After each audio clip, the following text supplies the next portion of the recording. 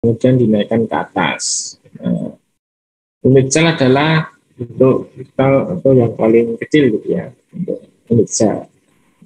Sebenarnya kita itu ini harus membedakan nih bentuk kristal, bentuk unit sel sama molekul yang ada di dalam unit sel. Nah, ini harus kita bedakan. Maksudnya kita jangan terbuai oleh gambar atau terbuai oleh visual, di mana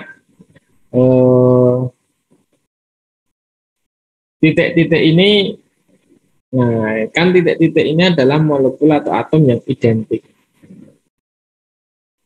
Kalau ditanya itu berapa jumlah molekulnya yang membentuk satu unit sel misalnya. Kalau saya tanya gitu kira-kira jawabannya apa? Misalnya ini ya, ada berapa atom yang membentuk satu unit sel misalnya. Kira-kira jawabannya ada berapa ya? Misalnya gambar yang ini. Coba, gimana coba?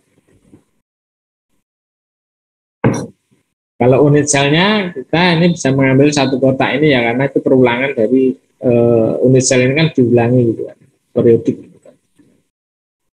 Jadi dari titik-titik gitu kan. Titik-titik ini kan merepresentasikan atomnya gitu. Nah, pertanyaannya itu dalam satu unit sel, berarti unit selnya ini ya. Enggak direk, kalau direk nanti aduh. Ngorek sambil ngorek-ngorek. Mungkin kalau ada yang mau menjawab dulu silahkan ya. Ada berapa atom dalam unit sel?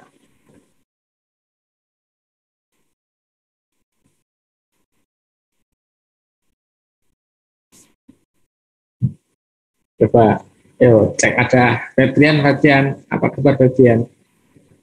Febrian Diva karena ya. Nih aku mau tanya nih. Iya Pak. Satu unit sel itu kira-kira ada berapa jenis atom? Misalnya untuk ini ya, ada berapa atom nih? Ada berapa jenis atom dalam satu unit sel? Satu bukan Pak?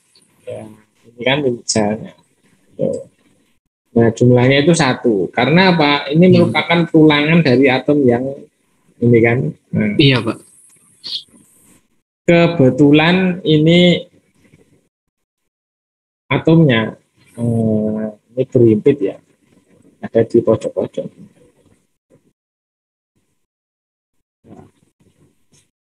Kemudian kalau untuk HKL, nah, nilai HKL atau disebut sebagai indeks Miller. Jadi kalau saya tanya berapa nilai HKL-nya, itu sama aja saya bertanya berapa indeks Miller-nya ya, karena indeks Miller itu adalah HKL itu sendiri. Nah, HKL-nya itu searah sumbu X, searah sumbu A, searah vektor A. Nah, itu disebut sebagai H, searah vektor B disebut sebagai K, dan searah vektor C disebut sebagai A. Nah, nilainya di mana HKL itu sebanding dengan seper M, seper N, dan seper P. Apa yang dimaksud dengan MNP? MNP itu adalah periodisitasnya yang searah dengan vektor tersebut. Misalnya searah dengan vektor A, itu berarti periodisitasnya itu adalah M. Misalnya ke arah sini 2 kali translasi ya, 1, 2. Nah, nilainya adalah 200. M-nya nilainya 2. Searah vektor B berarti apa? N, ya kan? Nah, berapa periodisitas translasinya? Cuma 1. Titik ini ditranslasikan ke sebelah sini. Searah vektor B sebanyak 1 kali. Maka nilainya adalah O1O 010, di mana 1 itu adalah M-nya. Lalu yang searah sumbu P ya, searah vektor C, searah vektor C. Arah vektor C itu adalah P.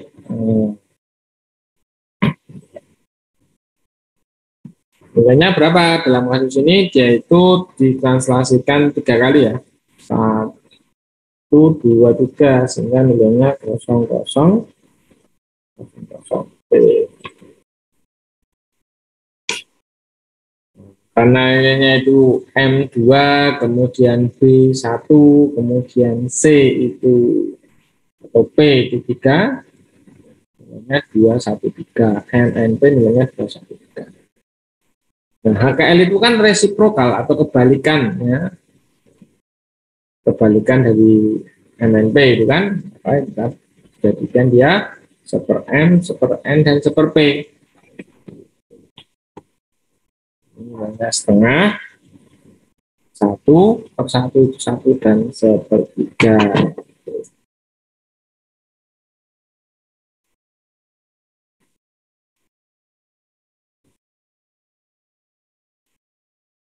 Oke.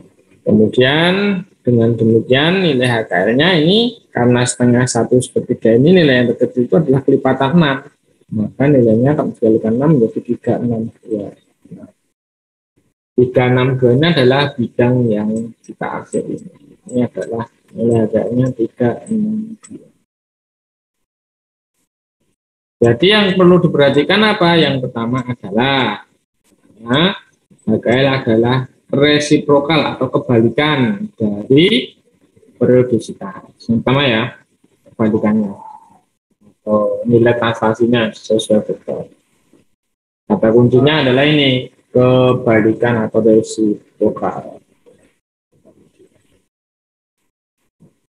Kata kunci yang kedua adalah jangan lupakan ini. Kalau H itu ya arahnya sesuai dengan vektor A, kalau K arahnya sesuai vektor B, kalau L arahnya sesuai vektor C, gitu.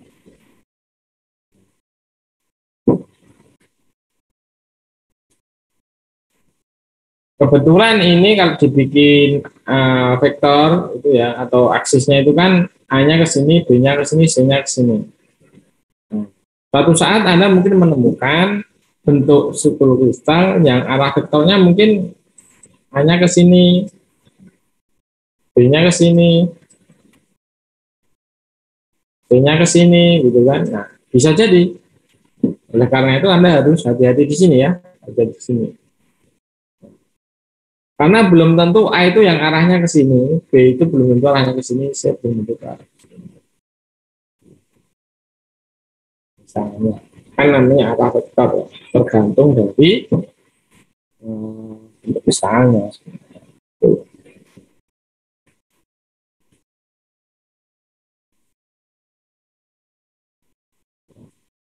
dulu.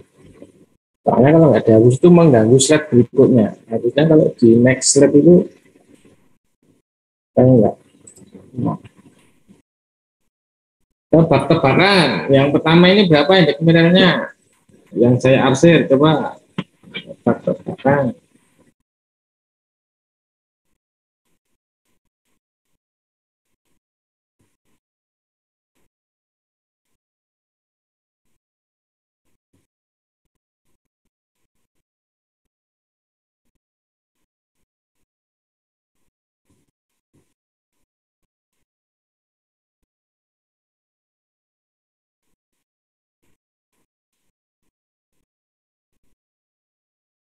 Satu-satu.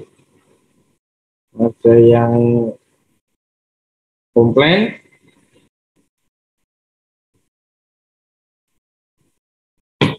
ya, kita perlu cek.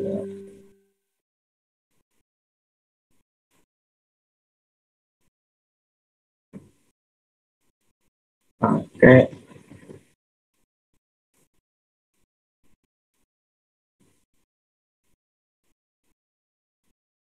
ke arah vektor A itu 1, ya. Ke arah vektor B, A, B, C. Ke arah vektor B-nya itu 1, ke arah vektor C-nya 1. Otomatis HKL-nya ini MNP ya. N, N, P, otomatis HKL-nya adalah 111 karena dia dibagi dengan satu kan nilainya satu. Ini vektor yang sama, gitu. Yang kedua, berapa?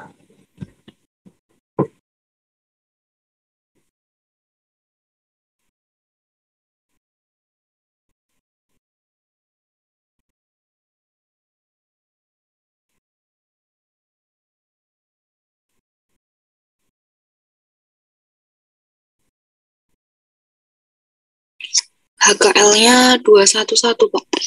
211 ya. Nanti kita cek. Mungkin ada yang punya ide lain.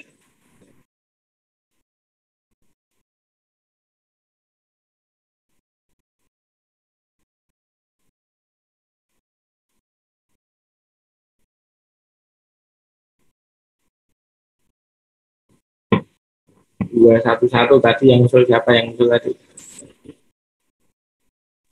Saya, Pak. Siapa? Angelika apa? Juneta atau siapa? Iya, Ayu, Pak. Oh, dia Ayu Fitri Ningsih ya. Oke. Kita cek ya. Ini berarti MNP-nya dulu. Dapat bagus sekali.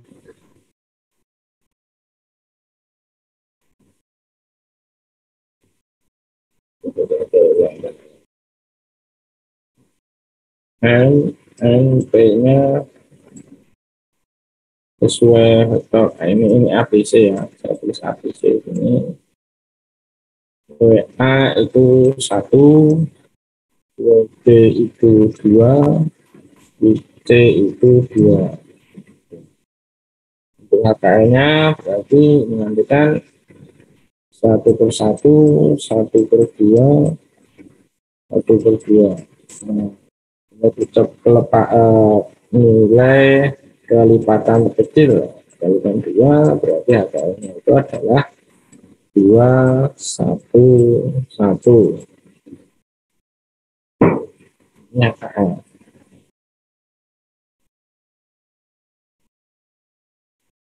Ya.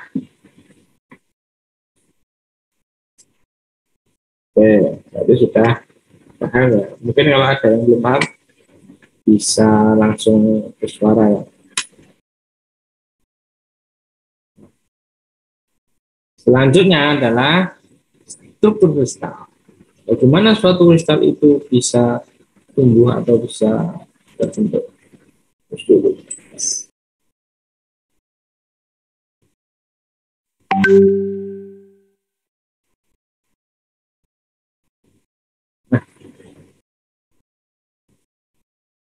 Nah, kita memiliki apa yang disebut sebagai lattice. Lattice itu adalah vektor yang membentuk unit sel. Kemudian kalau kita tambahkan itu suatu basis atau koordinat dari atom yang menyusun kristal, kita akan membentuk sebuah struktur kristal. Yang pertama lattice ini kan bentuknya ini dalam bentuk bidang ya, dalam bentuk bidang. Strukturnya digambarkan dalam bentuk bidang. Kalau dalam bentuk ruang itu mestinya ada vektor yang ketiga namanya vektor arah C tadi. Kalau hanya bidang kan hanya saja sumbu X dan sumbu Y dan satu buah sudut yang membentuk bidang, gitu kan? Sudut antara dua vektor. Ini vektornya kan hanya vektor A dan B.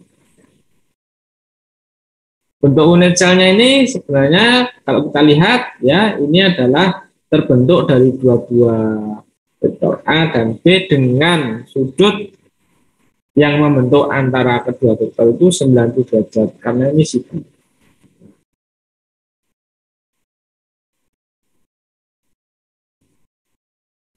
Kemudian ada yang disebut basis. Nah, basis itu adalah koordinat kristalnya, koordinat kristalnya.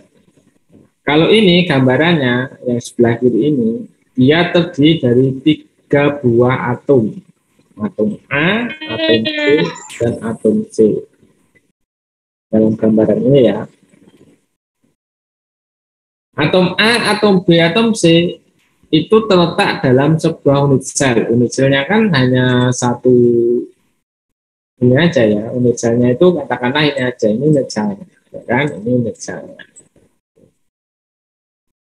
Ada 3 buah atom A, atom B, dan atom C. Tentu saja tergantung jenis kristalnya. Kalau hanya NaCl kan terdiri dari 2 saja, yaitu Na dan Cl atau 2 buah atom. Ini contohnya, ini kebetulan terdiri dari 3 buah atom, atom A, atom B, dan atom C. Nah, koordinatnya, posisi atom A itu koordinatnya ada di titik sini. Ada di sini katakanlah. Atau di sini, gitu kan. Titiknya mestinya ini adalah 0, 0, 0. Ya kan? Nah, ini saya hapus dulu. Kita mulainya dari yang paling atas saja, biar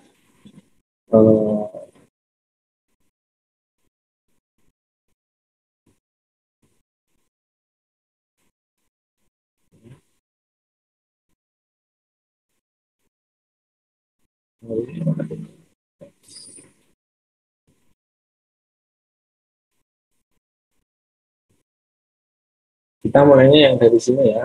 Nah, ini kita anggap unit selnya. Ini unit selnya kita tarik ke sini. Ini terletak di ujung sini ya. Koordinatnya 0,00. Kemudian yang B itu ada di tengah-tengah sini.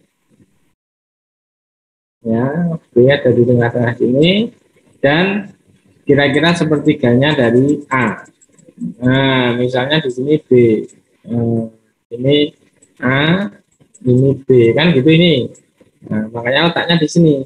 Ini A, ini B. Ini B ya. B itu koordinatnya berapa? Koordinatnya tentu saja adalah, nah, ini misalnya adalah sepertiga A, gitu kan? Sepertiga A, koma, setengah B, koma, 0, karena itu cuma bidang ya, bukan ruang. Vektor C-nya kan nggak ada. Nah, ini kenapa kalau setengah B? Nah, ini letaknya pas koordinatnya di tengah-tengah B. Kenapa ini sepertiga A? Nah, letaknya ada di sepertiga A, misalnya seperti itu. Kemudian yang C nih, yang C di sini. C di sini. Ya, atau yang C ya sama. Ini berarti kira-kira ini karena letaknya ada di tengah-tengah sini, ya ini setengah.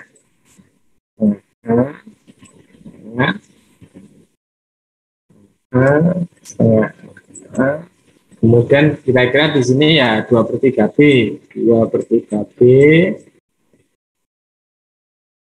dan 0. Nah, kira-kira kayak gitu.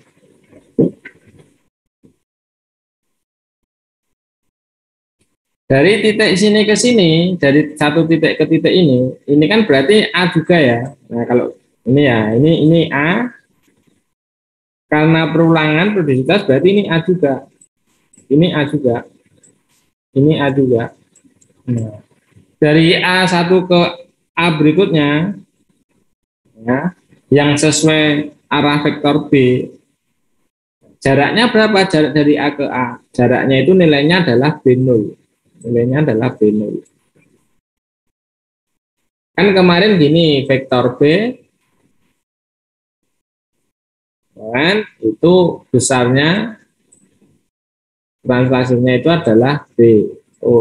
Nah, kalau vektor A itu berapa nilai besarnya? Itu adalah A0, kan gitu. Dari sini ke sini itu namanya A0, searah vektor A, nilainya A0. kok pakai B0 Pak, nggak pakai angka. Kalau dianalisis menggunakan SRD itu keluar angkanya, atau mungkin menggunakan alat instrumen. Setiap kristal nanti nilai A0, B0-nya akan beda-beda tergantung dari jenis kristalnya loh ya. Gitu.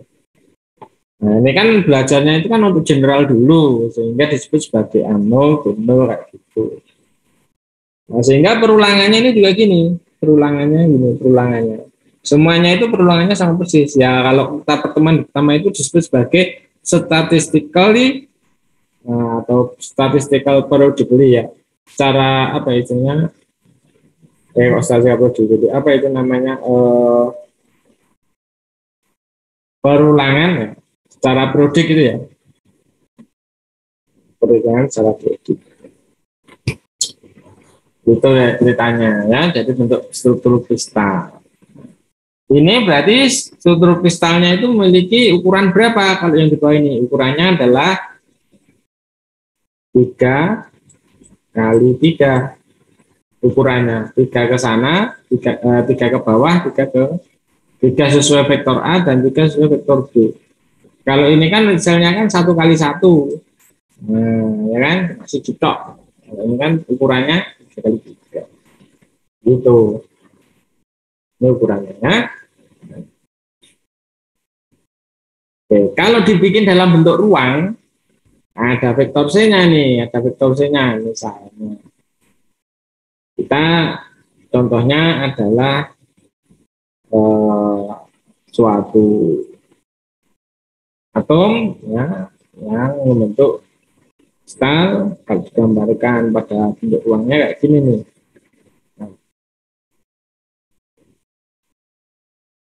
Berarti kalau 3 dimensi ya berarti nanti koordinatnya itu nilainya yang belakang ini tidak 0 nih, yang sesuai dengan C. Mesti dia ada nilainya. Kalau pas di tengah-tengah ruangan sini, ya katakanlah atom ini ya, katakanlah atom G.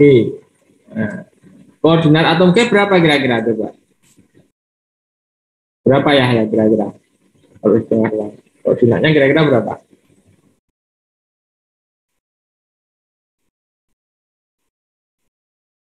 Atom G koordinatnya atau basisnya ya istilahnya basis atau koordinatnya berapa?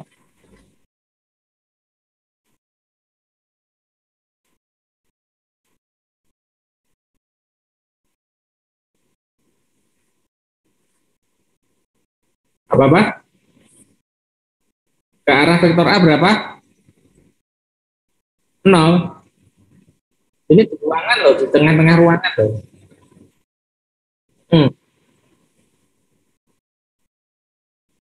Setengah A, setengah B, setengah C. Ya kan? Ini kan berarti setengah A di sini, setengah B di sini, searah vektor B, dan setengah C yang sumbu Z ini. Setengah C. Ini kalau di tengah-tengah. Gitu. Oke ya. Sekarang kita beralih ke kristal CSI. Contohnya kristal CSI. Unit selnya AO, BO, CO itu sama. Sudutnya alfa, beta, gamma, semacam. Kira-kira unit selnya bentuknya apa? Kalau kita gambar, kira-kira. Samsul. Samsul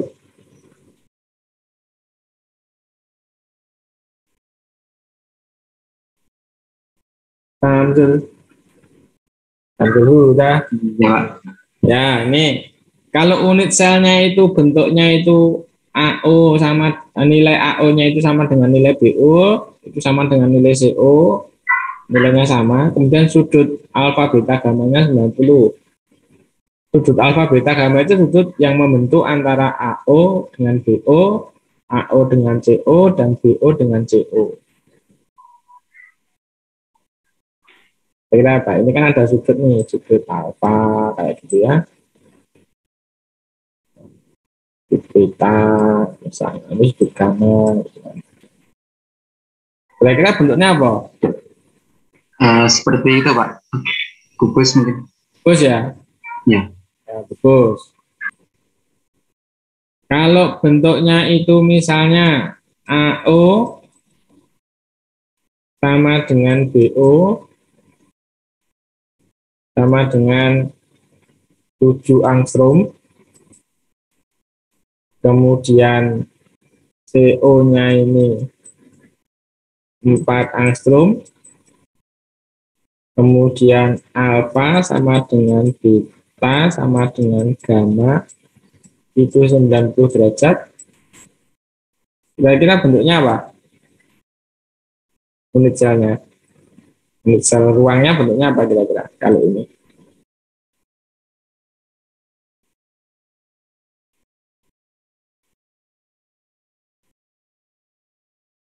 Ambil dulu. Cindy. Saya masih kurang paham, Pak. Ya, yang kurang paham yang mana begitu?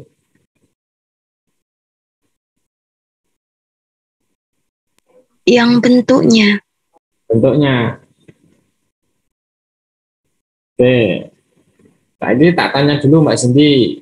Kalau kristal itu terbentuk dari kisi, bener kan? Ya, kalau dalam bentuk unit selnya itu bentuk ruang, itu ada berapa vektor? Cindy. 3, Pak. Ya, vektor apa aja? ABC. Vektor A, vektor B, vektor C. Kalau translasi arah vektor A namanya AO, kan perulangannya. Kalau yang searah sesuai dengan B namanya BO dan sesuai dengan arah C itu namanya CO, ya kan? Iya, Pak. Nah, kalau nilainya itu AO sama dengan BO sama dengan CO itu sama, itu bentuknya itu apa itu? Kan itu sama aja panjang sisi kan? Panjang sisi gitu kan kalau dalam matematik. Kubus. Ketiga sisinya sama, kubus. Gitu. Dengan syarat sudutnya itu semuanya 90 derajat. Sekarang pertanyaannya kalau panjang AO dan BO-nya itu sama, 7 angstrom, besar ya. Kemudian CO-nya ini 4 angstrom, lebih pendek ya. Kira-kira bayangan kamu itu ruangan apa ini kalau semua sudutnya sama? Balok. Balok. Nah, berarti nanti bentuk isi atau bentuk unit selnya itu balok, tidak lagi kubus. Gitu. Tuh. Oke ya, ini kembali lagi ke CSI. Kita bicara CSI. Nah, unit selnya tadi ternyata sudah ditentukan kalau itu bentuknya itu kubus. Kemudian basisnya atau koordinatnya dari masing-masing atom itu kalau I kan terdiri dari CS plus dan I- ini CS ini kayak NaCl kan Na plus dan Cl-. Kalau CSI ya CS plus dan I- gitu kan, bukan Ca-I- loh ya, beda. I-, nah, itu koordinatnya 0 0 0, sedangkan CS plus itu setengah setengah setengah. Maksudnya ini adalah setengah-setengah ini adalah setengah A, setengah B, dan setengah C. Mestinya seperti itu. Kan HKL sebanding dengan ABC kan. Kira-kira dari ini yang atomnya itu di pojok, itu nanti atom I apa atom CS? Kira-kira yang beri pojokan. I, Pak. Iya, karena bisa dibilang dari sini. dengan CS plus, nanti ada di tengah-tengah bentuknya seperti ini.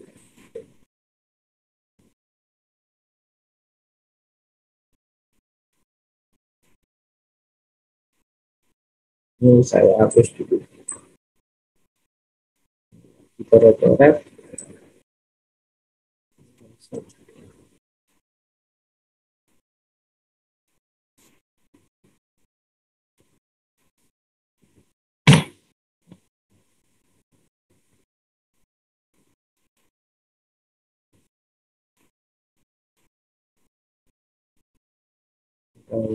Satu. Oke, tadi ini kristalnya ya. Nah, ini kalau digambarkan berarti miripnya bentuknya seperti ini. Untuk yang 3 dimensi itu adalah gambar A dan gambar B itu memiliki pemiksaan dalam bentuk ruangan, sedangkan yang C ini dalam bentuk 2 dimensi atau bidang gitu. Kenapa kok gambarnya mesti ada 8 buah I gitu kan? Padahal ini kan cuma ada CSI toh. Ada 2 buah atom mestinya. Kan sebenarnya ini kan cuma hanya ini aja nih sebenarnya. Ini CS, ini I, dan ini CS gitu. Nah, sedangkan yang di sini ini adalah sebenarnya adalah bentuk perulangannya saja, ya, bentuk perulangannya saja. Untuk perulangan transaksi. Kalau dilihat di sini ya sebenarnya hanya ini aja kan, terdiri dari ini. Nah, seperti yang tadi, nih, yang ini kalau tumbuh posisinya dia akan sama. Kalau kita gambar unit selnya mesti akan mungkin berulang. Tapi sebenarnya itu terdiri dari 2 buah atom aja, CS dan I. Nah, dalam satu unit sel ada berapa CS dan I dalam satu unit sel? Pertanyaannya kan seperti itu sekarang. Tentu saja kita lihat ini kan perulangannya ya. Bagaimana atom tumbuh dari 0,00 kemudian ini seterusnya. Kalau kita geser aturan lakukan searah vektor A dan vektor B, apa yang terjadi? Ini adalah unit selnya. Kan? Nah, ini bagaimana penggambarannya ya.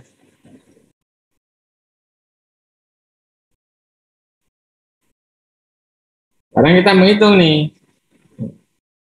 Jumlah rumus kimia dalam satu unit sel untuk CSI adalah 1.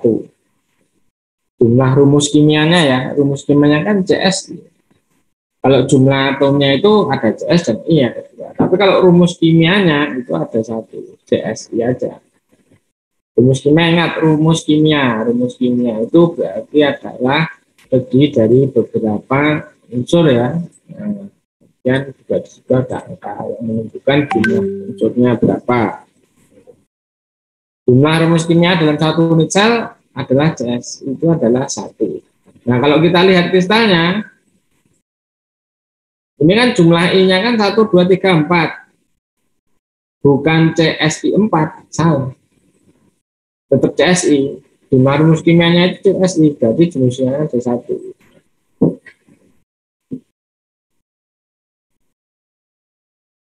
Kemudian berapa densitas dalam satu unit sel? Densitasnya atau massa jenisnya dapat kita hitung sebagai massa per volume. Massa itu bisa kita hitung ya dari Z dikalikan M massa molar dibagi Na, bilangan Avogadro.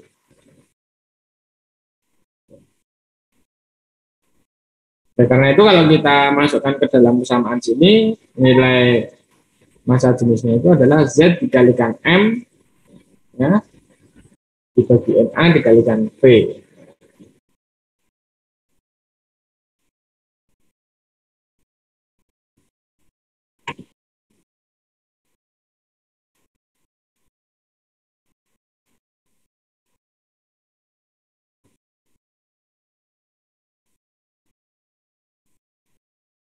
Ya, kalau M-nya ini kita masukkan dalam M sini, maka hasilnya adalah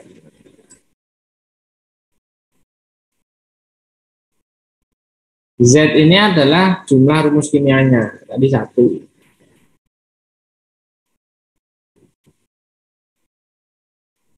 Nilainya berapa? Nah, kita tinggal hitung 1 dikalikan massa molarnya ya, CS. Anda bisa lihat CS itu beratnya masanya berapa, I-nya masanya berapa, totalnya 259. Dikalikan NA. NA itu bilangan Avogadro. 6,023 kali 10 pangkat 23. Volumenya dapat dari mana? Volume unit cell. Volume unit cellnya ini diperoleh dari sini.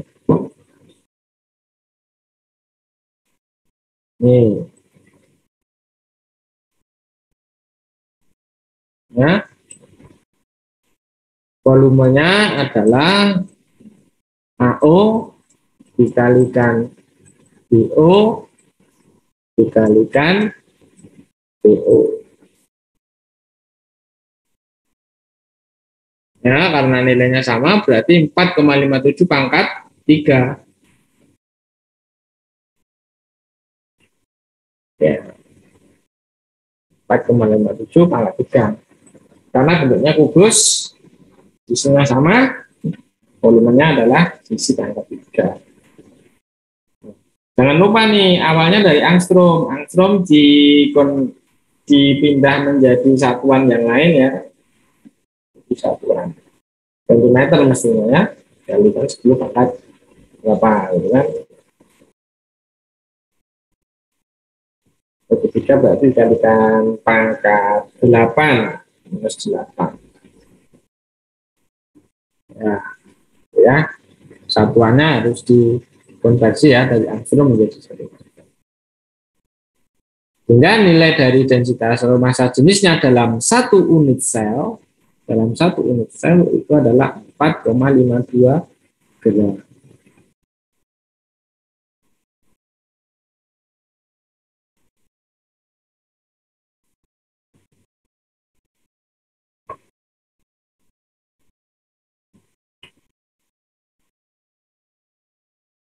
Oke, sekarang saya memiliki berbagai macam bentuk unit selnya. Nah, lihat di sini ya. Kalau misalnya AO sama dengan BO sama dengan AO tidak sama dengan BO tidak sama dengan CO, berarti panjang translasi untuk vektor A itu tidak sama dengan panjang transaksi untuk vektor B dan vektor C, atau AO tidak sama dengan BO tidak sama dengan CO, dan sudut alfa sama dengan tidak sama dengan beta, tidak sama dengan gamma, itu disebut sebagai model triklinik.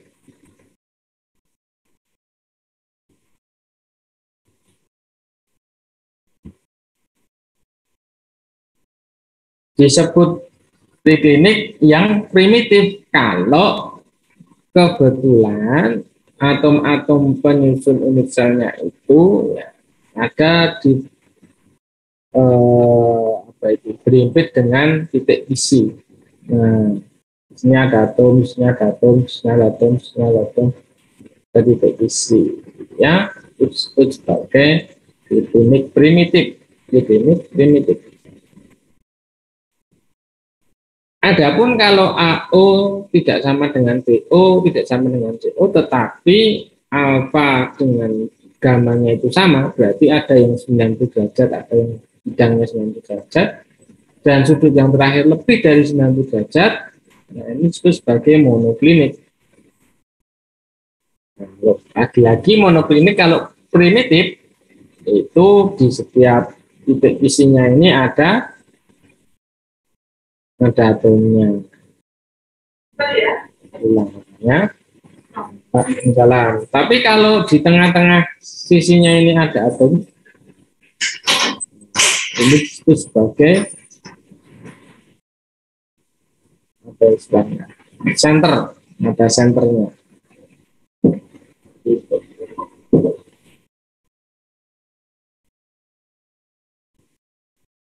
Selanjutnya kasus yang lain ini ya, AO-nya itu tidak sama dengan PO, tidak sama dengan CO, tapi sudutnya ini sama, membentuk sudutnya derajat di antara vektor yang membentuk vektor tersebut. Nah, ini disebut sebagai bentuknya itu ortorhombik. Jadi ketika kita melihat suatu permasalahan atau orang menyebutkan unit selnya itu bentuknya triklinik misalnya, nah itu Anda maksudnya punya pemahaman bahwa nek triklinik itu berarti kisi-kisinya nggak sama kan gitu, panjang kisinya nggak sama. Tidak harus disebutkan AO-nya sekian, BO-nya sekian, gitu kan? Nggak harus, tinggal disebut aja triklinik, monoklinik, ortorhombik itu otomatis mesti sisinya itu mempunyai sifat-sifat masing-masing gitu kan. Ada yang sama, ada yang nggak sama, itu ada yang sudutnya 90 gitu kan. Ini ortorhombik nih, kebetulan 90 semua, cuma sisi-sisinya nggak sama. Nah, ini ada yang disebut sebagai primitif juga, di titik-titik kisi itu berintit apa istilahnya, atomnya ya. Kemudian ada yang center ya, di tengah-tengah sini ada, di tengah-tengah sisi ini ada juga atom. Kemudian yang I inner ya, ini inner dalam. Itu ortorhombik yang di tengah-tengah ruang unit selnya itu ada satu atom. Terus bagi inner. Ortorhombik inner. Nah, kata ortorhombik kemudian ada primitif, berarti cuma ini aja. Kalau ortorhombik kemudian ada center, berarti ini ada bentuk yang di tengah sisi. Kemudian kalau ortorhombik bentuknya ini benar ya, berarti ada di tengah-tengah ruangnya terdapat satu buah atom juga. Dan yang terakhir itu adalah face atau muka. Semua mukanya itu ada penampakan dari atau penampakan visual dari si atom.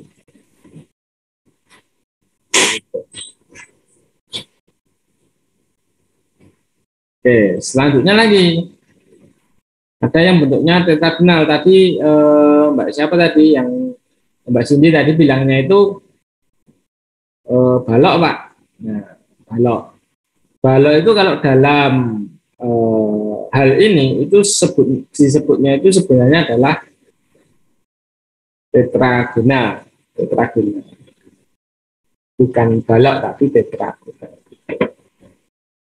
Nah, tetragonal ya dengan sudutnya 90, ada yang primitif dan ada yang inner juga.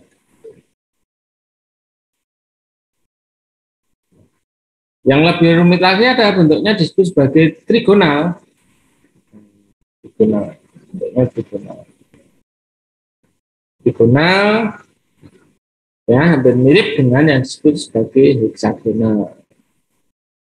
Jadi kalau bentuk trigonal dan heksagonal ini memiliki kemiripan. Trigonal juga disebut sebagai heksagonal.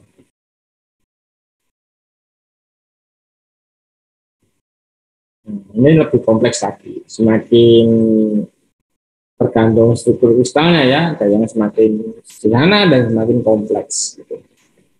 Dan yang terakhir kalau kedua atau ketiga sisinya sama atau ketiga vektor aplikasinya itu memiliki jarak yang sama, disebut sebagai kubik, disebut sebagai vektor.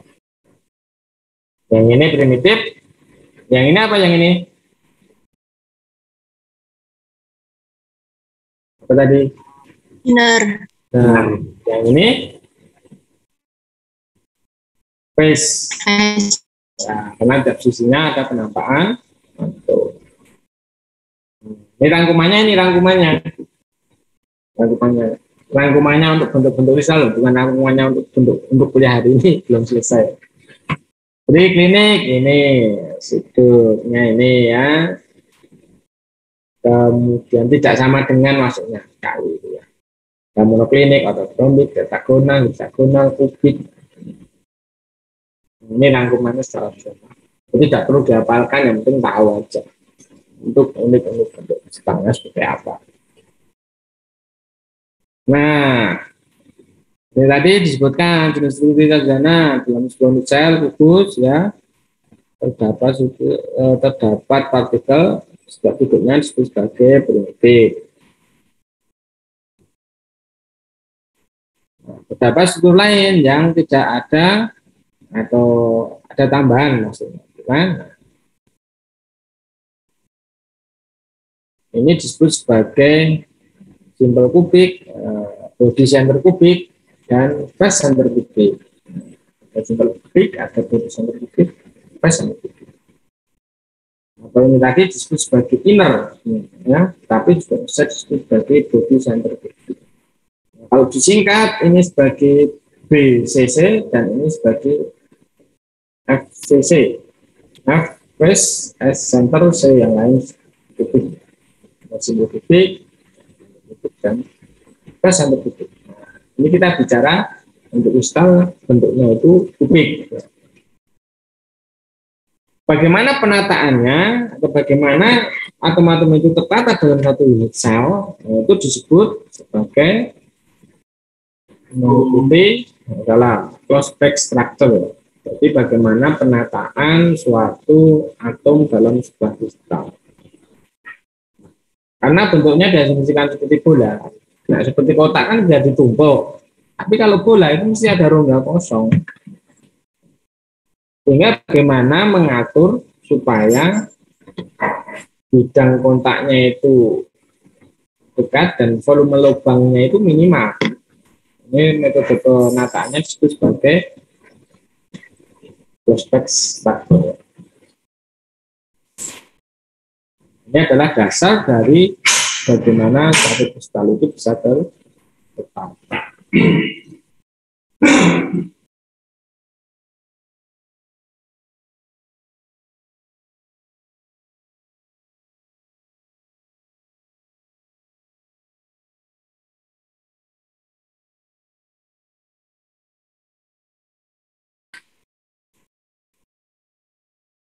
Nah, ini kalau Anda lihat cara penataannya ini. Ada dua cara. Yang pertama adalah melalui tetrahedral dan melalui penataan tetrahedral Holtz dan octahedral Holtz. Kalau gambar di sini Anda melihat bagaimana kalau kelereng ditumpuk gitu ya, atau ini katakanlah bola-bola meriam atau gitu kan ditumpuk kan mesti penataannya akan menghasilkan lubang-lubang gini ya. Nah, terus sebelah sini tengah sini mesti ada bentuk lubang-lubang. Bagaimana menata supaya lubangnya ini kecil minimal? Nah, itu ada dua cara. Pertama menggunakan metode penataan heksagonal dan penataan kubik. Bedanya apa bedanya? Ini beda cara menatanya, cara menata. Cara menata. Nah, yang pertama kita lihat sebelah kanan ya. Disebut sebagai hexagonal close-packed. Itu kalau penataannya, misalnya suatu atom itu ditata ya, menurut penataan perulangan seperti ini. Pertama ini kita tata seperti urutan A, kemudian kita tata seperti urutan B, dan yang terakhir kita tata kembali urutannya seperti A. Kayak kamu menata kelereng itu. Kan ini nggak mungkin ditata pas di atas ini, atau kelereng itu nggak mungkin ditata pas di atas kelereng yang lain. Yang bisa itu adalah 3 kelereng, kemudian di atasnya dikasih 1 kelereng, kan gitu. Itu modelnya seperti itu. Nah, ini nanti akan menghasilkan istilahnya hexagonal close-packed. Sedangkan yang di sebelah sini itu penataannya itu adalah yang pertama itu kita tata seperti A ini, ya. Kemudian setelah itu dari bawah ya kita tata seperti A, kemudian kita di atasnya itu kita beri lagi katakanlah penataannya B, kemudian ditata itu sesuai bentuk C. Bentuk C ini sebenarnya adalah kebalikan arah dari bentuk B. Kemudian yang terakhir kembali lagi ke bentuk A. Nah, kalau kita coret-coret, ini sebenarnya B. Yang C ini, yang B ini nanti bentuknya akan seperti ini. Di sini ada di sini ada apa itu bentuk atomnya. Ini karena closed ya, ini harusnya berdempet gini ya. Nah, kemudian yang C itu nanti arahnya kebalik kayak gini. Nah, balik kayak gini. Nah. Jadi kalau kita bikin ininya apa itu penataannya, yang satu arahnya ke sini, yang ke atas arahnya ke sini. Nah, kayak gitu. Nah, yang ini yang A, yang B, yang ini yang C ya.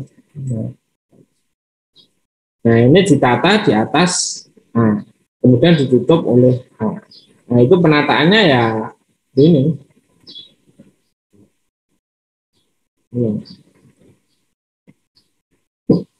Ini akan menghasilkan penataan disebut sebagai titik prospek. Kalau ini disebut sebagai HCP, ini sebagai PCP.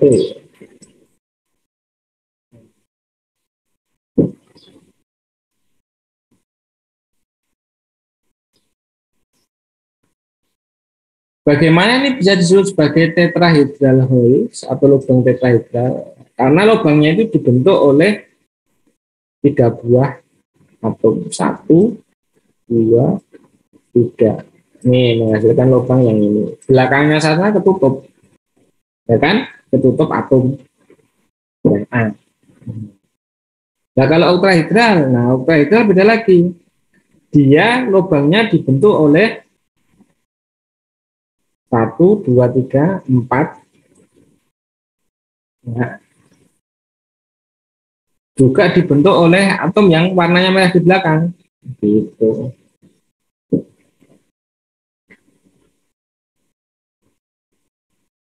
Dibentuk oleh ini, ya, ini, dan ini.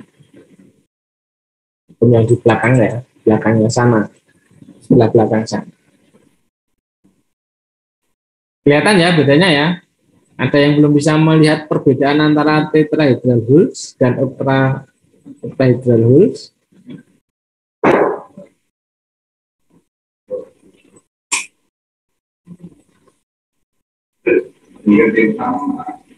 Bisa melihat ya.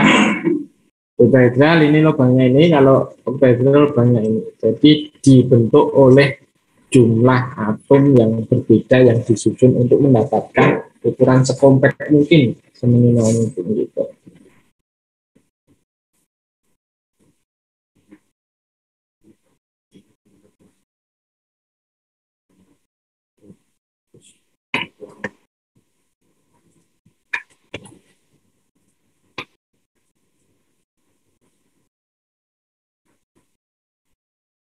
Nah, ini kalau lebih jelas lagi disebut sebagai tetrahedral ya, karena lubangnya ini saat dibentuk oleh 3 buah atom, 1, 2, 3, kemudian ditutup oleh 1 buah atom di atasnya. Nah, bentuknya menjadi tetrahedral kayak gini.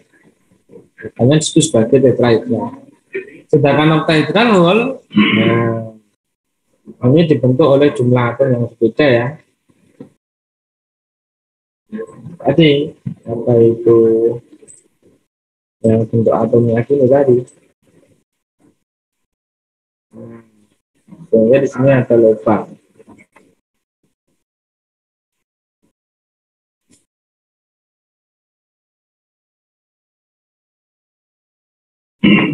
Lanjut. Ini kalau dilihat dari penampakan dari si atas, ya, yang CCP ya, kemudian ini yang dilihat dari bentuk bawah. Yang Anda lihat di sini kan berarti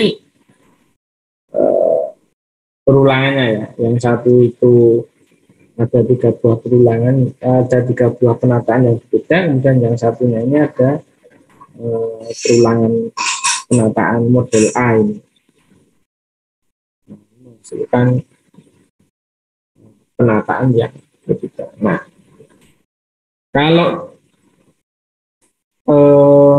struktur atomnya ini atau molekulnya itu berbentuk bola ya, kita asumsikan bentuk bola ya hanya 2 cara ini supaya ukurannya itu minimal dengan CCP dan HCP saja.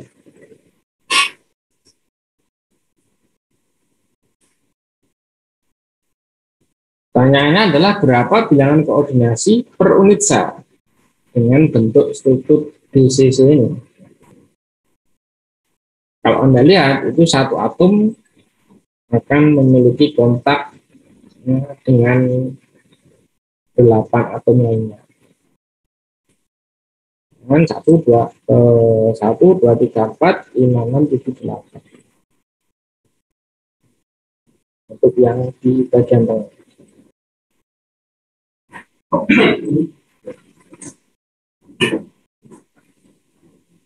Lalu bagaimana untuk bentuk HCP dan CCP? Itu berapa kontaknya? Berapa jumlahnya?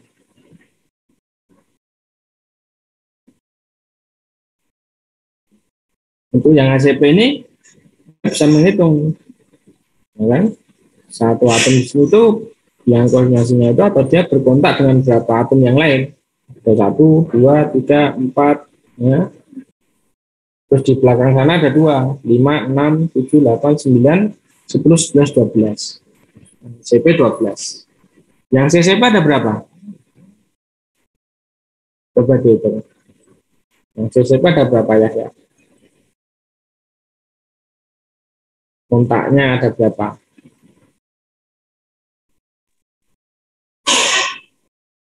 12 juga, Pak. 12 sama ya. Ini 1, 2, 3, 4, 5, 6. Di belakang ada 2. Di atas ada 3. Di bawah ada 3. Berarti 6 dan 6 itu ada 12.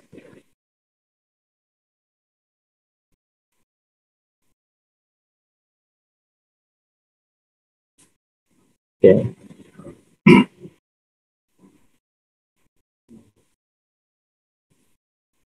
Nah, kalau kita buat sebuah penampakan dari sebuah unit sel, kemarin ada pertanyaan dalam satu bentuk struktur itu ada berapa titik isi kan gitu. Kemarin ternyata jawabannya 1 karena 1 itu bersinggungan dengan 1/8 dari unit sel yang lain kan. Kalau sekarang itu bentuknya seperti ini, yang ini itu adalah body center kubik atau kubik primitif dengan inner ya, ada unit dalam. Kalau ini ternyata ada berapa? Ada 2 ini mestinya. Karena yang di luar-luar ini, yang di pojok-pojok ini sebenarnya itu jumlahnya 1. Cuma dibagi menjadi 8. Nah, di pojok-pojok kan kemarin 8 itu kan, kalau dia tidak isi. Nah, artinya di sini berarti ada 2.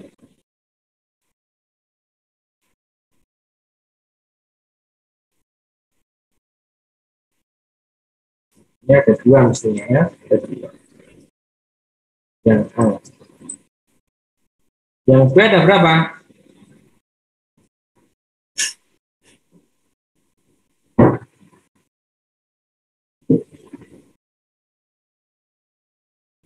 Kalau ini ada 2 atom, kalau yang B ada berapa atom?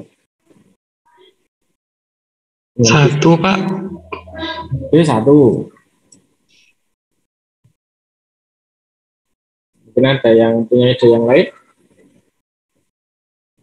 1 itu diambil dari mana ini?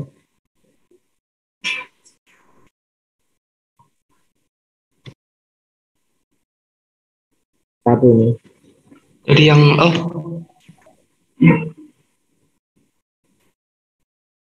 Ini bentuknya kan face center kubik ya ini ya.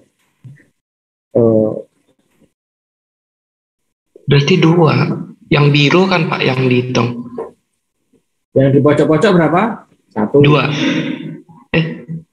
Itu 1/8. Bedanya cuma ukurannya lebih kecil. Karena di dalamnya itu ada atom yang lain. Gitu kan.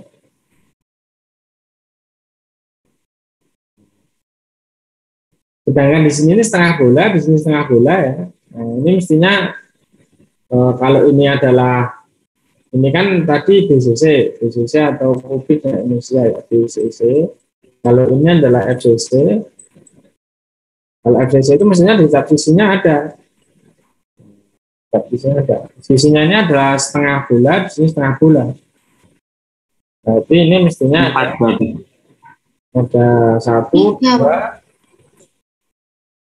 coba ini 1, 2, 3, 4. Ini mestinya ada 4. Kalau yang ini mestinya ada 1. Karena hanya di pojok-pojok aja kan.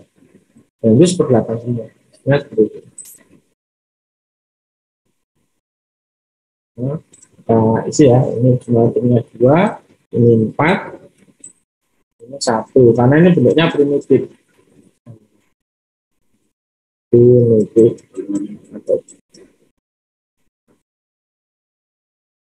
Nah, di sini ada yang belum paham, silahkan mengangkat tangan. Raise your hand.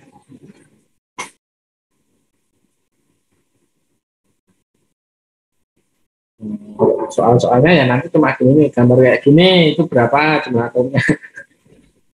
Jadi menghitung, ya, gitu kan. Visualisasinya kayak gitu. Atau gambarkanlah atom jumlahnya sekian, bentuknya CCP atau BCC itu. Ya, ayo silakan. Pak izin bertanya, yang A itu jumlah atomnya 2 itu dari yang bola kuning sama yang ungu itu ya Pak? Nah, ini kan 1/8 ini. 1/8 atau 1/8 bola kan ini. Padahal jumlahnya ada berapa? 1, 2, 3, 4, 5, 6, 7, 8 di belakang sana. Kali 8. Yang ini jumlahnya 1. Tambah 1 lagi yang di dalam. Contohnya tadi CSI tadi ya, teman-teman ya. Contohnya. Mirip kan? Jumlahnya berarti ada 2. CS ada 2. Yang kuning sama yang ungu. Itu dia. Kalau yang B itu yang ungu nggak dihitung ya Pak? Yang B. Yang B itu yang ungu jumlahnya berapa coba? 1/8 kali 8 juga. Iya. 8 ya. Berarti 1. Yang ungu 1. Oh, yang kuning 3. Yang kuning 3. Oh iya. Kan? Karena jumlah sisinya berapa? 6. Setiap sisi kan setengah bola itu. Ada penampakan atom setengah bola kan? Berarti 3. Yang kuning ini 3. 3 tambah 1, 4. Nah, paham? Kalau yang C itu di slice-nya dari mana ya Pak? Yang ini? Ya. Ya kan ini kan sama dengan yang lain di pojok-pojok, cuma ukurannya lebih besar. Oh iya, paham Pak. Ukuran atomnya lebih besar. Oh iya. Kan dalamnya nggak ada nih, gitu kan? Misalnya. Ya. Terima kasih ya Pak. Ya. Turunkan tanganmu. Nanti capek. Angkat tangan terus.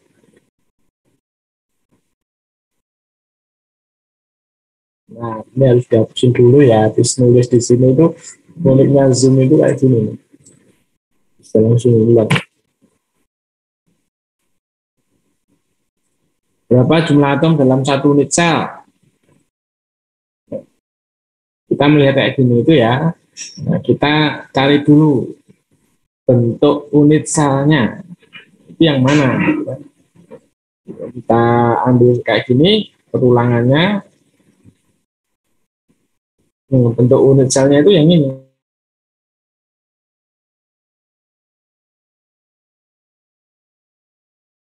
Kita ada 1 unit sel, ada 2 yang unit sel, ada 3 unit sel. Ya. Nggak lurus.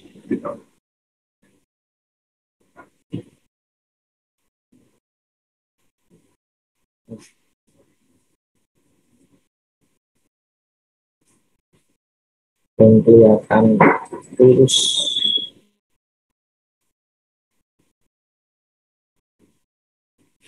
Ya, misalnya ada 1, 2, 3.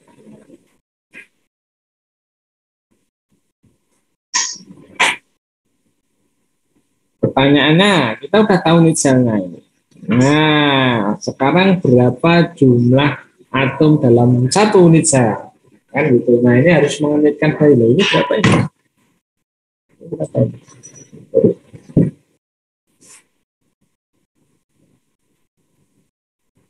Berapa ya? Berapa ya?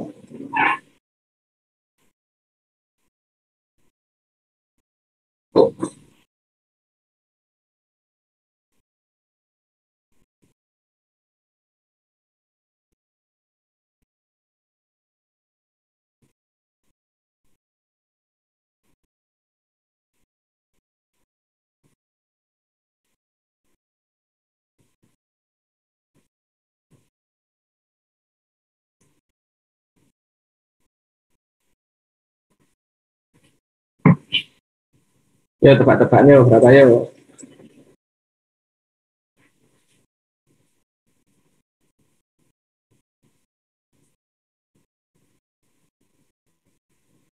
Jelas di pojok-pojok ini ada ya. Nah, ini berarti dibagi berapa ini? 1, 2, 3.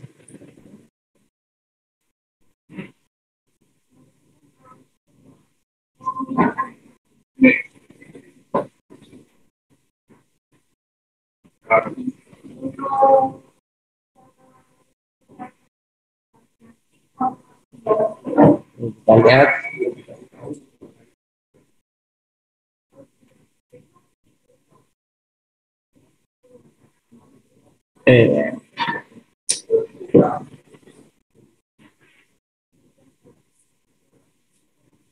Nanti dicari ya, ini berapa nih jumlah atom dalam 1 sel. Sebenarnya ini namanya penataannya itu adalah yang paling minimal mungkin ya, seminimal mungkin. Itu sebenarnya nilainya akan mudah ditebak ini sebenarnya. Misalnya kalau simbol kubik tadi koordinasi 6 dengan 6, jumlah atom per unit sel 1. Nah, ternyata kalau menggunakan simbol kubik itu jumlah volume yang terisi atau dalam ruang itu bisa berapa banyak bagian yang terisi gitu. Itu ada 52%. Tapi kalau BCC dalam 1 unit sel itu bentuk BCC itu terdiri dari 2 atom, itu yang terisi ada 68%. Berarti ruang kosongnya itu lebih kecil. Kalau ditata menggunakan HCP itu jumlah atomnya itu ada 2, itu volume yang tercukupi itu atau volume yang terisi itu ada 74. Berarti sisa ruang kosongnya lebih kecil lagi. Nah, kalau FCC itu ada 74 ruang yang terisi dengan 4 buah atom per unit sel. Berarti bergantung pada bentuk unit selnya, bentuk isi unit selnya terbentuk dengan cara apa, kemudian berapa jumlah atom per unit selnya, ini yang menyebabkan keefektifan atau efektivitas dari penataan atom dalam 1 unit sel.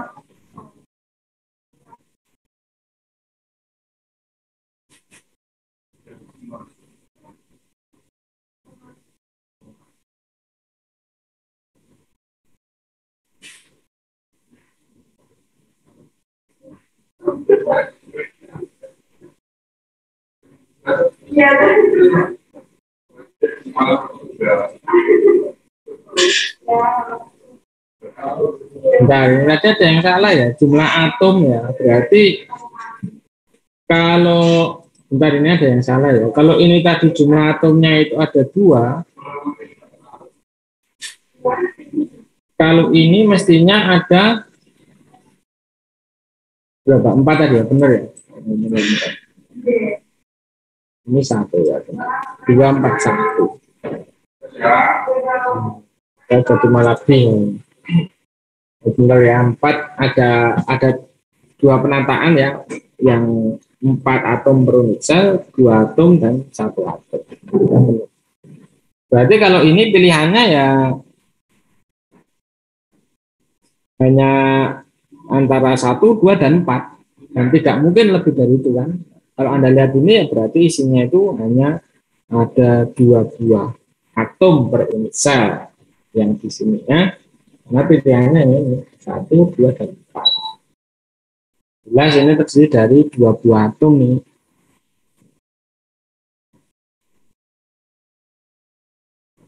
Ini enggak terlalu simetris. Nah ini terakhir ya. Tugas. Silakan nanti dikerjakan.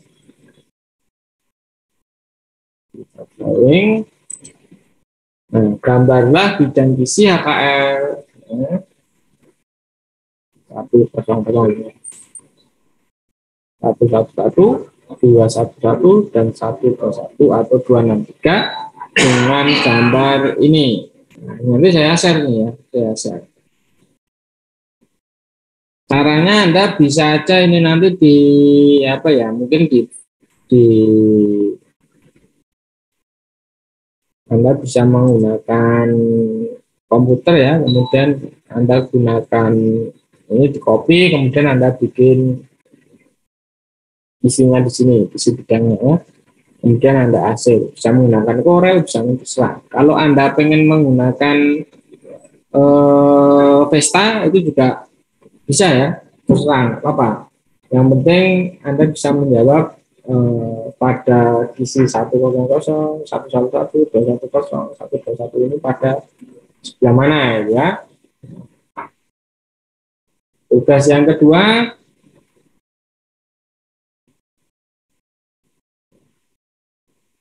saya memiliki gambar seperti ini dengan arah vektornya A, B, C. Ini berapa NP-nya dan berapa HKN. Berapa NP-nya dan berapa HKN untuk masing-masing A, B, C. Oh, ini kok A, B, B, ini yang satunya C, yang satunya C. Yang bawah C. Ya, C. Nah, nanti dikirim kemana jawabannya? Jawabannya dikirim lewat Google Form. Nanti saya kirim lewat jawabannya. Terakhir, nih, saya memiliki CO ya. CUO. Dengan parameter gizi dan basisnya seperti ini. Nah, Anda diminta untuk menggambar visualnya dalam bentuk bidang, dalam bidang. Terus menghitung berapa nilai Z-nya, berapa jarak CUO paling dekat, dan berapa densitasnya.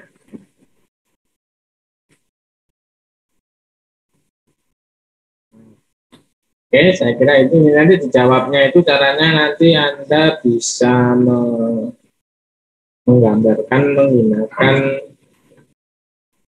Corel juga boleh, menggunakan program Vesta juga boleh. Kan di awal kelas sudah saya minta download program-program untuk visualisasi ya. Nanti Anda langsung menggunakan itu juga.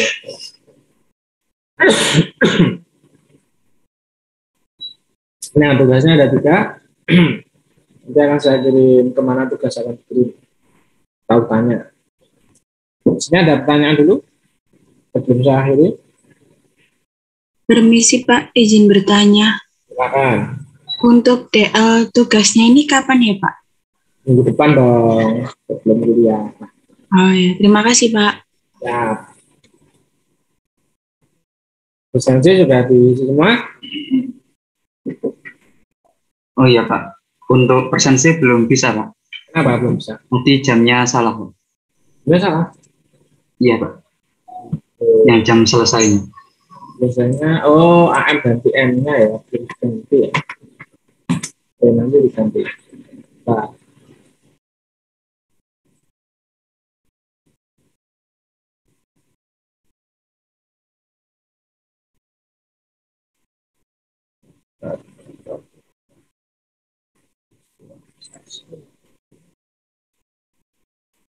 jadi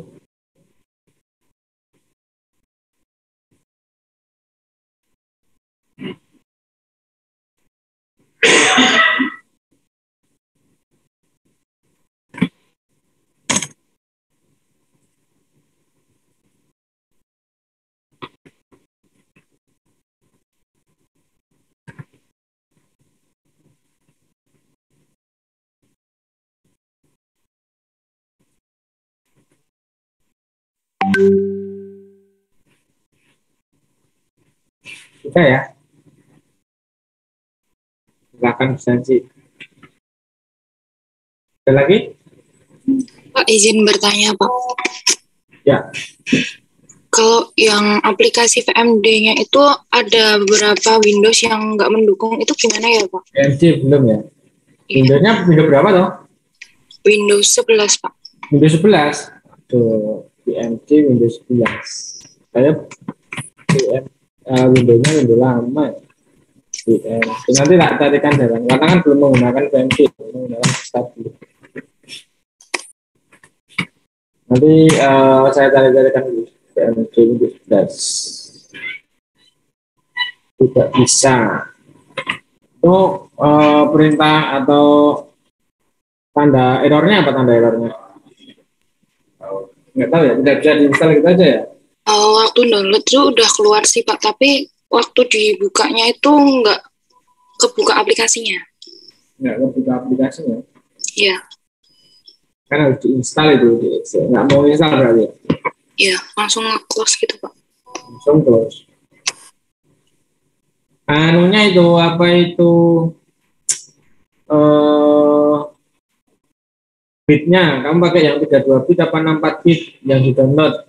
Windows kan 64 bit misalnya, itu PMD-nya itu coba dicek PMD yang 32 bit atau 64 bit. Saya downloadnya yang Windows 10 64 bit, Pak. 64 bit. Windows 11 itu 64 bit juga ya? Iya. Mestinya bisa mestinya ya. Belum tahu. Tapi downloadnya berhasil ya, nggak ada korup ya? Gimana, Pak? Di downloadnya itu ada korup, ada file yang korup atau berhasil download? Ke download tapi aplikasinya nggak mau kebuka, Pak. Tapi terdownload sempurna ya?